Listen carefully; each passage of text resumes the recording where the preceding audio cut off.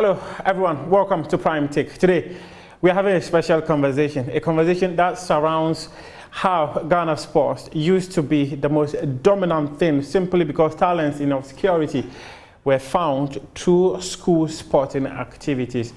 But over the years, some have described the school sports as a system that is dead. Others have said it has taken a complete nosedive. While there are those who actually believe that school sports is still the area that has the potential of getting us talents to feed into our various sporting disciplines.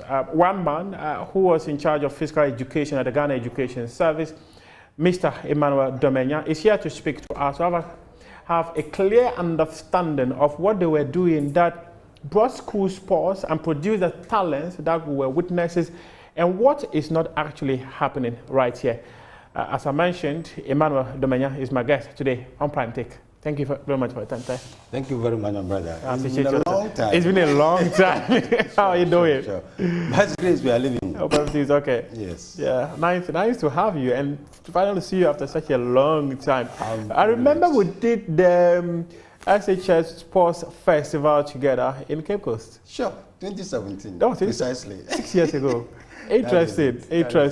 Nice to finally have a conversation surrounding school sports once again. Even after 6 years, since 2017, we had several conversations about this very area, and sure. We need to have a clear understanding of what's actually happening. But first of all, let's have a perfect picture of who Emmanuel Dormenyah is and how you got into the physical education space when everyone is chasing the other areas. Oh, thank you very much. And yeah, simply, this is Emmanuel Dormenyah. I was born on a Thursday, so yeah. Okay. I was Christian Emmanuel. Then, you know, as usual, the family name, Ghanaian tradition, Dormenyah. So I'm Emmanuel Dormenyah. I'm from a small village. No. A town. You know what's called a village? No, it's not a village, okay. It's a town because gone to this one, say village. Yeah. Yeah. Few kilometers north of Hawaii. Okay. Likpemate. Okay. Currently the new Guang district. Okay. That's the capital. Okay. So should I say village?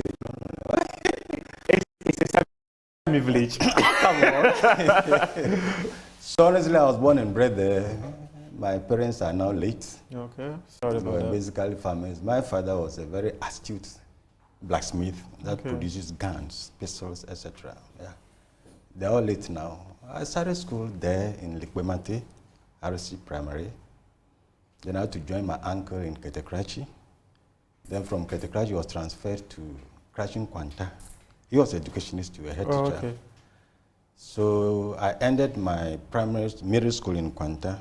Start the then common entrance to the secondary school. I passed. I was given government scholarship. But because I was with him and my talent in sports and sports performance, the then Nkwanta Secondary School said no, they would rather take me on and give me bursary instead of going to Hawaii Secondary School with government scholarship. Okay. And more so, my uncles too, I would have been leaving him. So they could not even condone, and I had to remain in Kwanta. So I started in Kwasek. But then it was a new school, it was in the third year. Okay. So I was there, then finally my uncle got transferred to Kolong, also a town near Hawaii. But the second school then wasn't the type that I could have continued that. I got to Form 3 in Kwanta Secondary School in Kwasek. So I had to go back home to the small village and then complete at least Likpe Secondary School.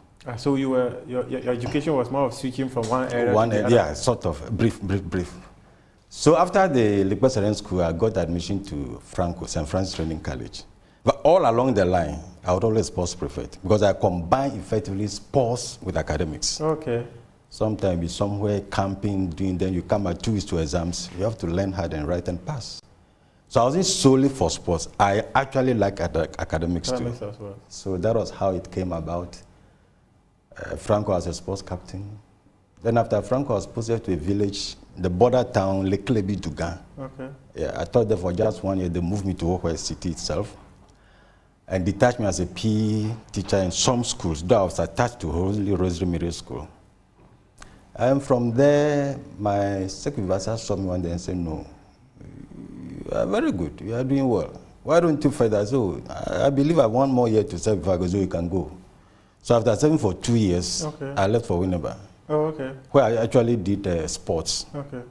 So I did my diploma there, completed, and then I was posted to first Winneba Senior High School. Okay.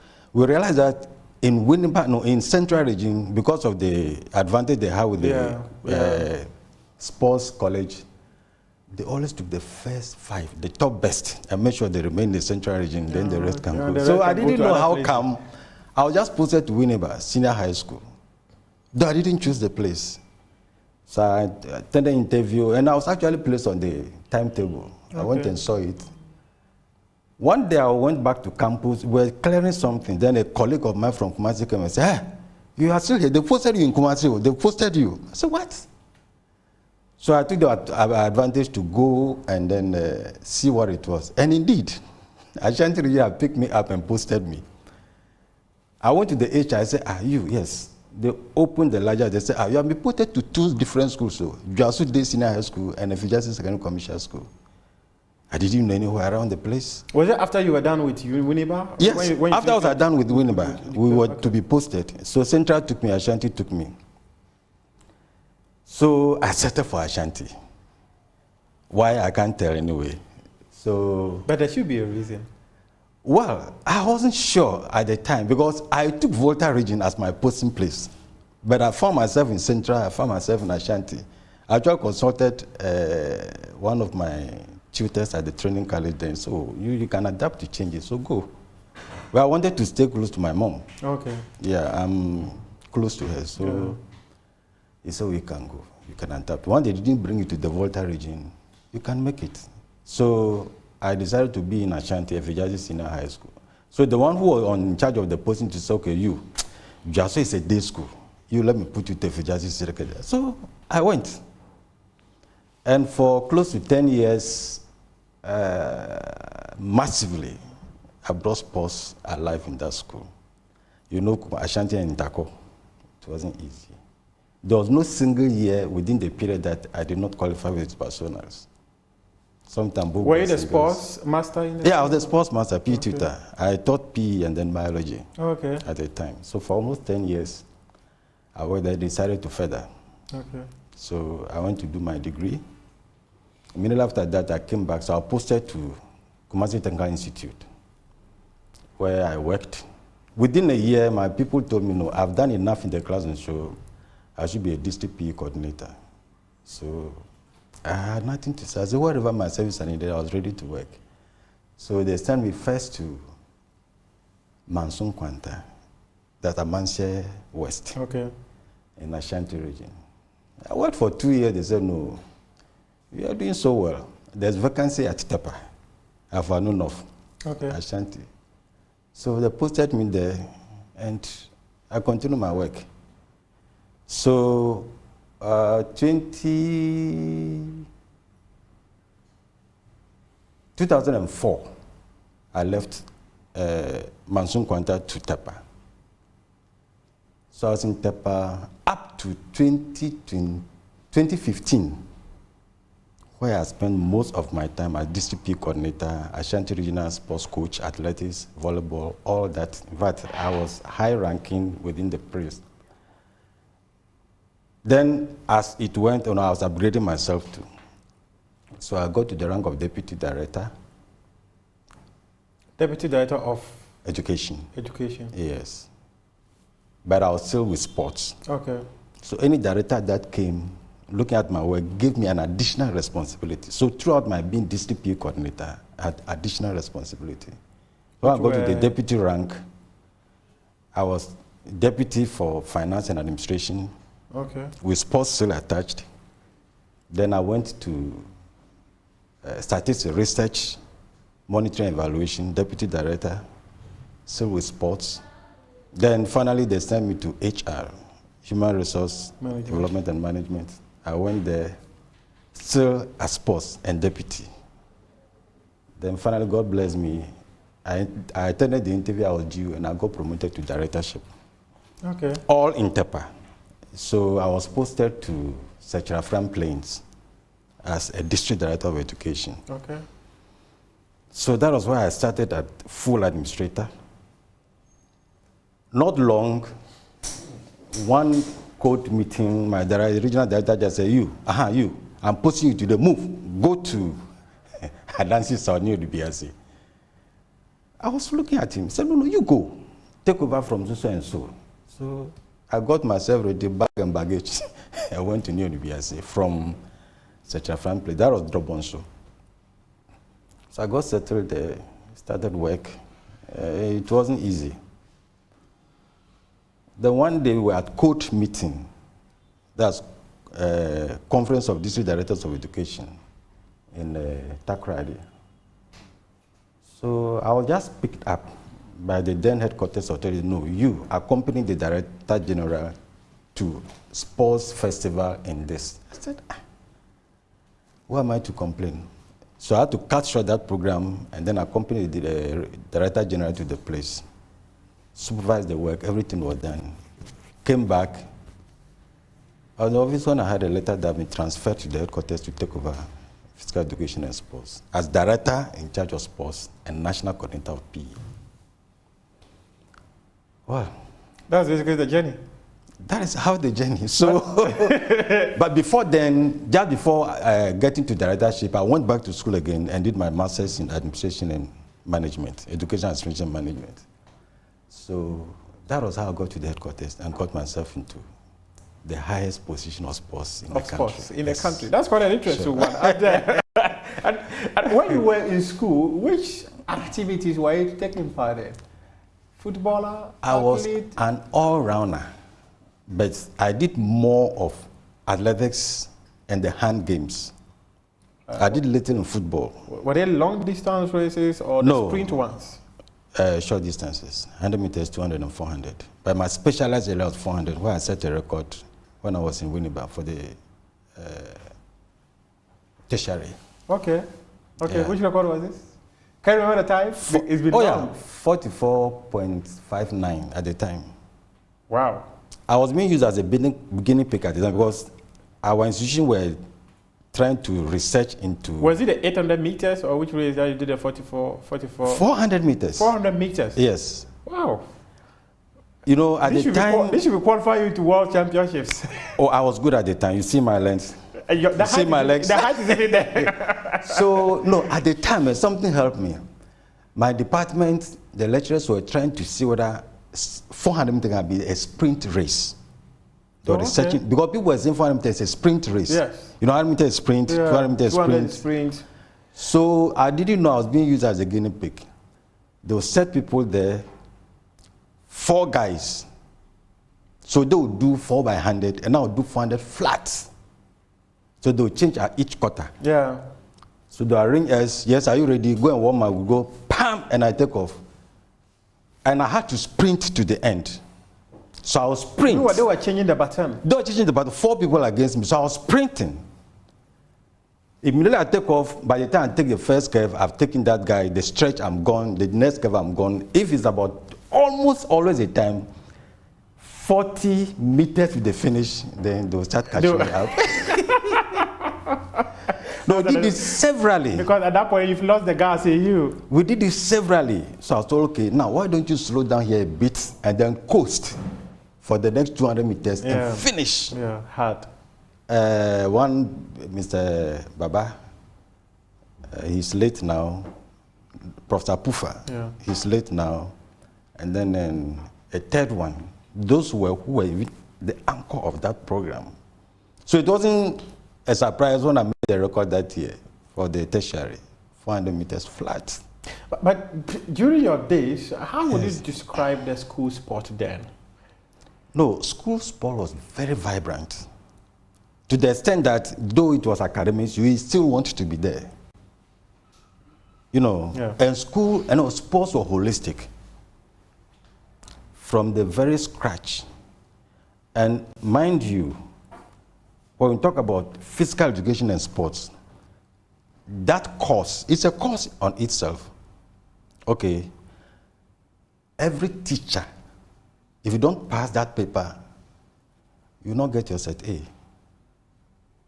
You know, those days, It's a prerequisite. It's a core of the whole general program. Around which year was this? Actively, I was in school, let's say 80 to 90, 95 thereabout. I completed training in 85, Franco. And this was on, because if you don't pass P, you'll be referred. You cannot take the set A. So those days, every teacher in every classroom you find yourself, you know, P is on the timetable. Yeah. You take your kids out and do something on PE. And every teacher was comfortable doing something. You change, your kids change, you do PE, you come back to the classroom. Senior high school, no exception. For the senior high schools, so we had the technical personnel there who are all over the place. So PE at that time was very, very high on the table. And so we did. We made PE so interesting that every child wanted to be involved. Government supplied balls to schools. We had the equipment. Every school had a field, because you cannot build a school without a football field attached. Gogisberg, you remember? Yeah. Yes. And even it cuts across. Yeah. That is it. But today they are even using school fields for other projects. And teaching of PE in the training college is almost out.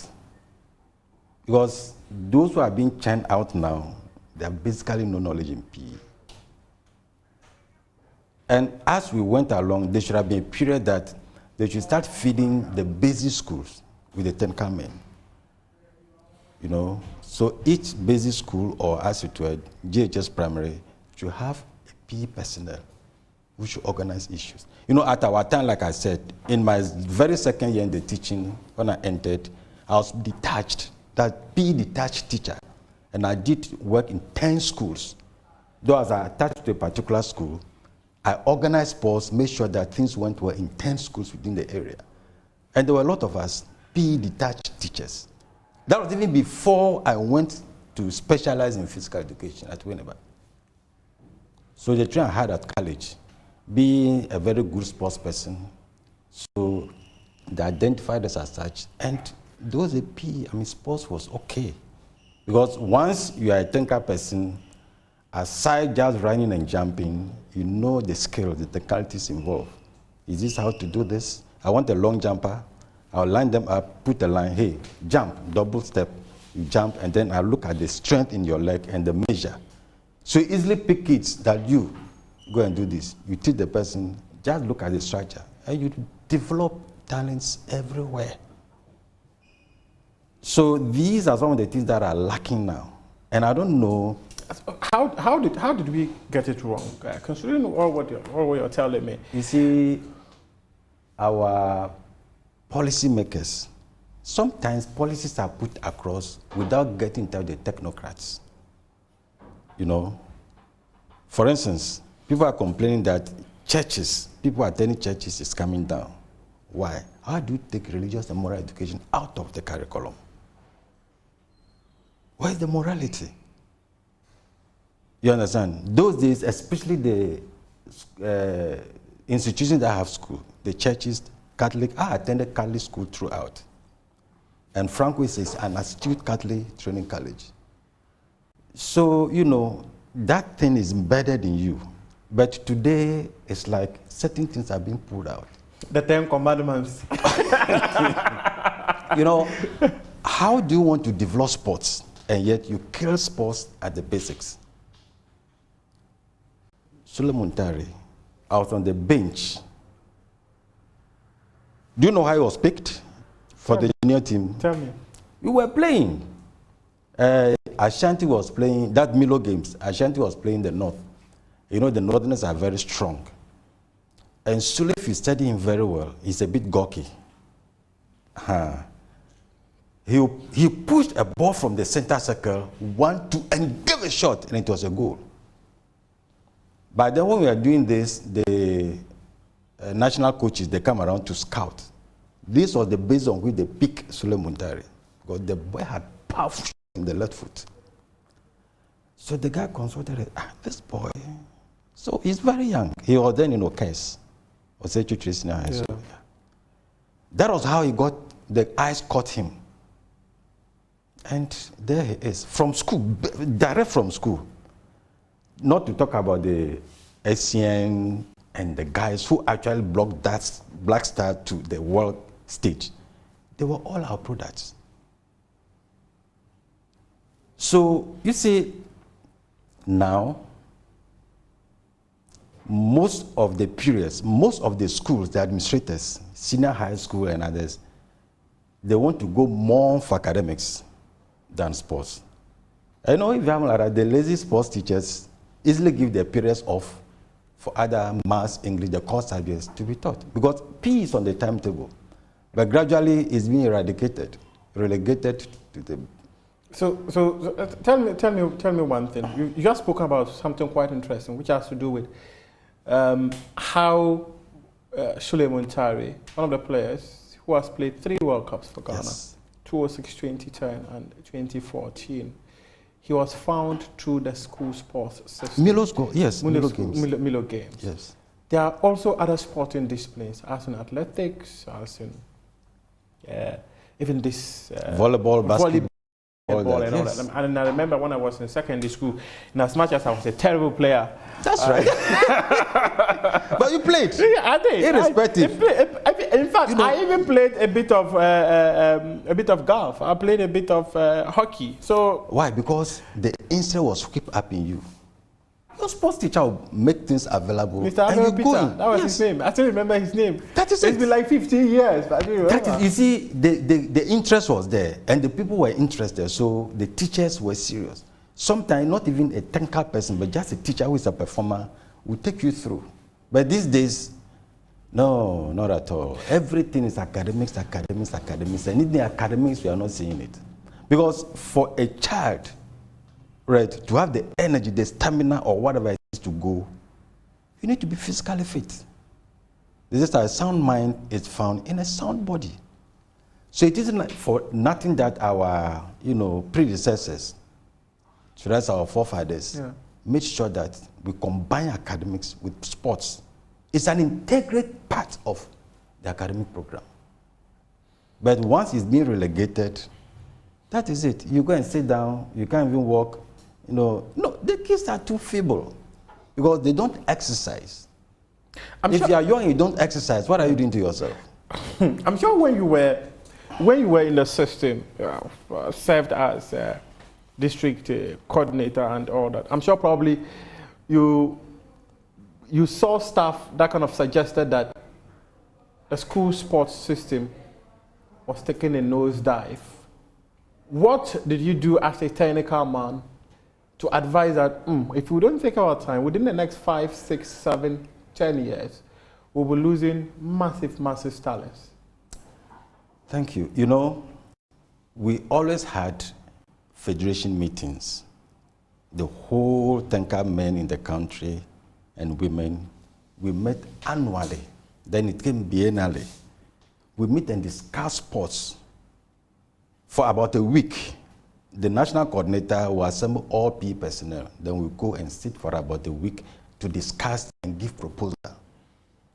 These proposals never got anywhere. It was something we were doing at the time. But when we realized that there was nothing coming out, because imagine the whole country, PE personnel will meet. We divide ourselves into groups, the various disciplines, then we interrogate the system as it was and where we are going to. What we need to do. All these things were done. But, the policy makers and the politicians, let me be frank, this time around, we are not being ruled by the National Development Agenda. We are being ruled by manifesto. You understand? So now, when I come as a leader of this country, as a president, this and that is what I'm going to do, whether it conforms with the National Development Plan or not. And sometimes we promise so much that once we even forget some of the promises we did. That's quite an interesting one. Yes. And therefore, when we allow ourselves to be, ruled by a manifesto of a group of people, not the National Development Agenda, then, for instance, I was fortunate to be a member of the NYA board, National Youth Authority, when I was in office. We realized that no, the youth, the teen youth, need some centers, because at the time, how many sports stadia do we have? So we sought out to build 10, we called them at the time, youth resource centers. We started very well, we made sure things were going on, then it curtailed. No, actually, that board was dissolved when the second term of the president came. I was no more a member. I had then left office to Nanabi has left. Yusuf, the current Minister for Sports, is now an honorable MP. Yeah. He's left the board. Our board chair then was Francisca Otin, the youngest MP at the time. Yeah. She was the board chair. Slightete, English Amanfro, was the CEO. And we were very busy building these stadia. We call them youth resource centers, yes, across the country. The Volta one hurriedly was put into place for the last Independence Day. These were the structures were massive. These were the structures we were putting up, but it died down. But as I speak now, Hajide Honorable is trying to pick the one after the other to make sure he completes it. My Bolga Festival should have taken place in that facility because we were hopeful. Yeah, I remember after the 2017 festival, you were moving the next festival to Bolga. Exactly. We were hopeful it to be ready because the rate at which we were going, then suddenly the contractors, whether they started misbehaving or because we knew there was money at NYA to be able to do these things. Dilly-dally, dilly-dally, dilly-dally. Would you say it is due to lack of political will for some of these things to happen? Because it's the politicians who take the decisions. That's why I'm saying that some decisions are taken without the technocrats. No, even if the technocrats is involved and the technocrat offers an advice, and because the politician has got a political interest, definitely he will have to take a political decision. So you want me to tell you that?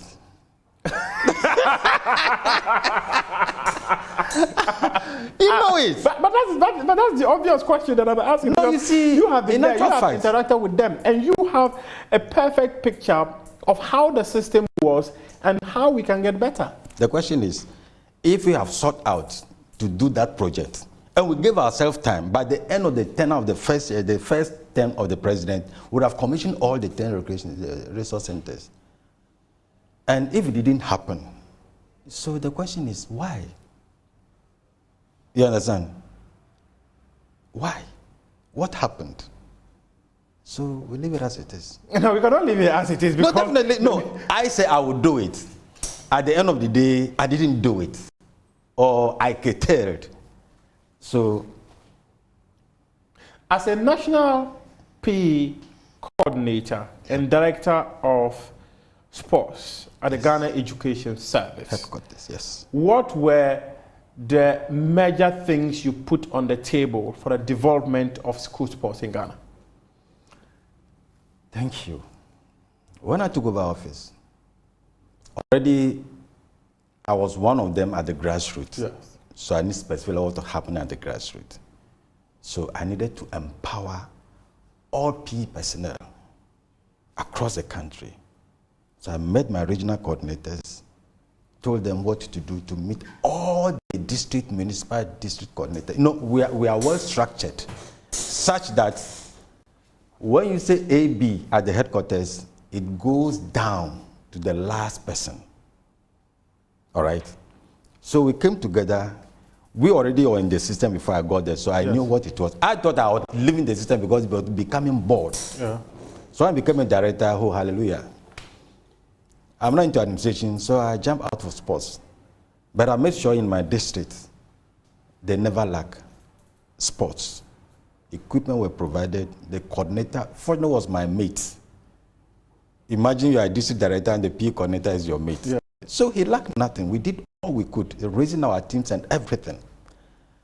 And that went all through. At the point, I thought, oh, I'm not free, I've left sports. So go and be the #1 in sports in the country so far as education is concerned. So knowing all that was the background, I climbed up and then started fixing things. For over 10, 15, 20 years, I was the only one who organized capacity building exercise for all the technical men across the regions, across the country. So I divided them into 4. You come, we meet for a week. We go through developmental issues, retrain you, give you modalities, what you should do and what you should not do, and how we could revamp sports. And it was a shocker. And I did this to meet the return to sports after the COVID. Yes. I brought all of them round and give them training, retrain them, skill-wise, what have you. I discussed with my director general, he understood me, and they sponsored it.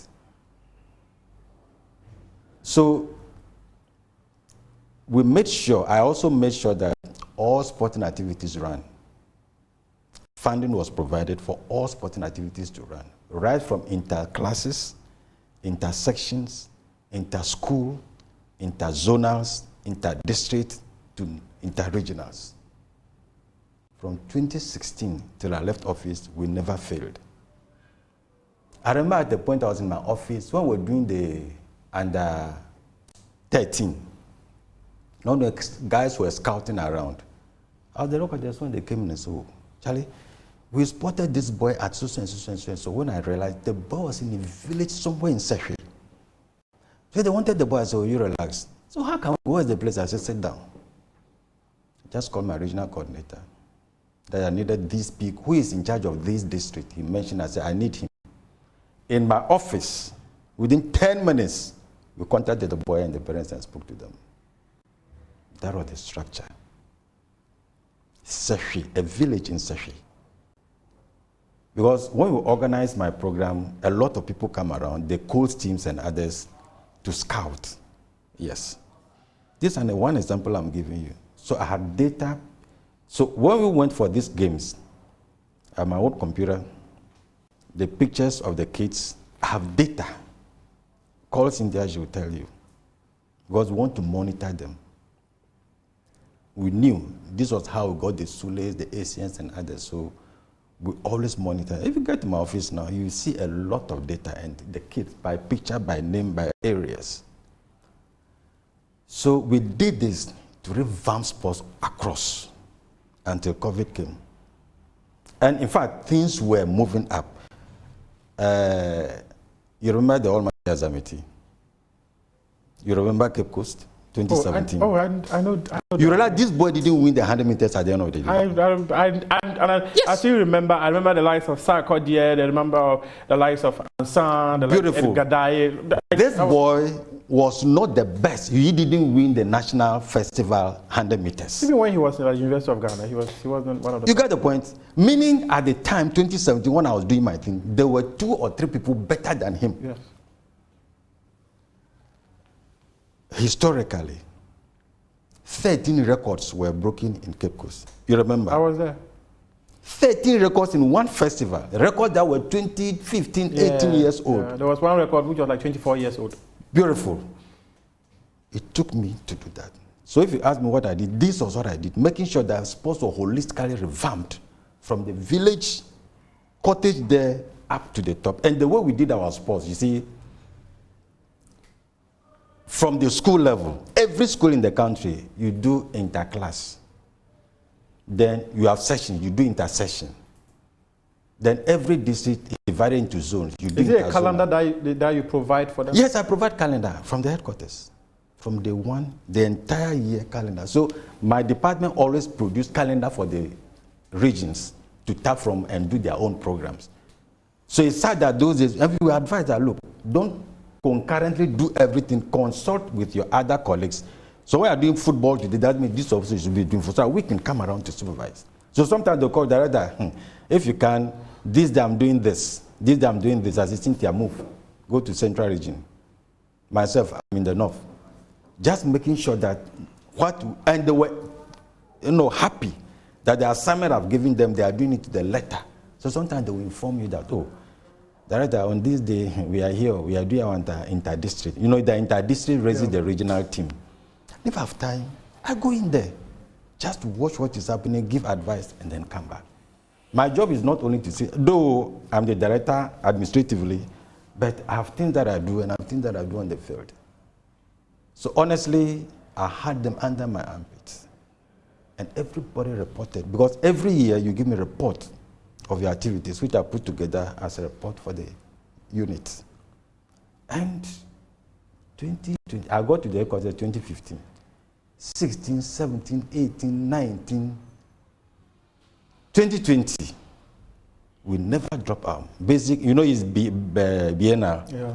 This year, basic, the following year, senior high, basic, senior high, basic, senior high. Each performed within 2 years. And then the Almighty Cape Coast grew. I remember that they bunched into my office or cameras. I said, my friend, what is happening? No, that year, we were not to have gone for the festival after all these preparations. No. Finally, the FC, the financial controller, saw me on the corridor moving and said, hey, P, you people, are you sure you are going? I said, oh, yes, we will go. I smiled and said, we will go, because I knew what I was doing underground. No, he's the financial controller. Yeah. But we have the budget officer, the accountant. So I was on her. Madam, please. Because I already told the director general, please don't let it happen in our time that this year we will not go to National Festival. He said, okay, what can we do? I said, no. Just make sure the capitation is paid. One capitation is paid, but then we're about 3 or 4 in arrears, tranches in arrears. Ali, that is exposed, and so they should. The accountant called the controller before me that this is it. We are begging, this is it. So I was sure that something was going to happen.